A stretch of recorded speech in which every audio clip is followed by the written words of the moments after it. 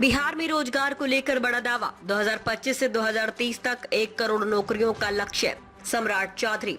बिहार के उप मुख्यमंत्री सम्राट चौधरी ने शनिवार को राज्य के विकास और रोजगार को लेकर बड़ा बयान दिया। उन्होंने कहा कि 2020 में किए गए 10 लाख सरकारी नौकरी और 10 लाख रोजगार के वादे को पार करते हुए सरकार अब तक 50 लाख रोजगार के अवसर उपलब्ध करा चुकी है। अब आने वाले वर्षों को लेकर एनडीए सरकार की नई योजना सामने आई है। सम्राट चौधरी ने कहा, 2025 से 2030 तक एनडीए सरकार का लक्ष्य है कि बिहार में 1 करोड़ लोगों को रोजगार दिया जाए।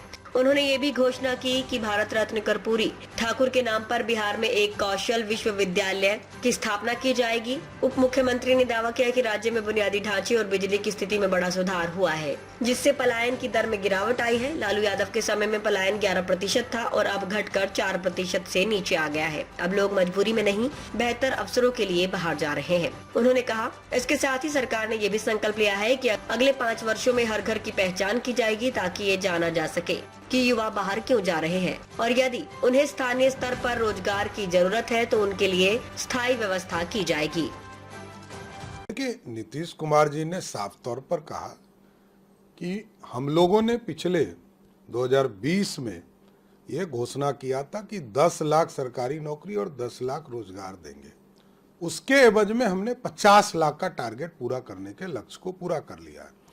अब आगे जो 2025 से 30 की सरकार एनडीए बनाएगी, उसके लिए 1 करोड़ लोगों को बिहार में रोजगार देने की तैयारी है। इसके लिए जो हमारे नेता सरदेय भारत रत्न कर्पूरी ठाकुर जी के द्वारा जो इस बिहार में काम किया गया, उनके नाम पर स्किल यूनिवर्सिटी का निर्माण किया जाएगा, जिसके माध्यम से बिहार में जो हमारे बच्चे हैं, हमारे नौजवान हैं, उनको स्किल्ड किया जाएगा और ये डेडिकेटेड सिर्फ स्किल्ड होगा, जिससे कि रोजगार और सृजित किया जा सकता है। तो इसलिए पूरा इंडस्ट्री को बढ़ावा, क्योंकि इंफ्रास्ट्रक्चर का काम मोदी जी और नीतीश जी के कृपा से बिहार में लगातार बढ़ रहा है और आज इंफ्रास्ट्रक्चर सही हो चुका, बिजली सेक्टर सही हो गया, गांव में लोग रहने लगे, पलायन रुक गया। पलायन जो 11% लालू जी के राज में था, वो 4% से नीचे चले गए। तो इससे मतलब है कि गांव में लोग रहना चाहते हैं। अब यहाँ रोजगार बढ़ाने की जरूरत है। अब ये पूरा काम आगे बढ़ाया जाएगा। इसलिए नीतीश कुमार जी ने एनडीए के लिए लक्ष्य तय किया है कि 1 करोड़ लोगों को नौकरी और रोजगार देंगे।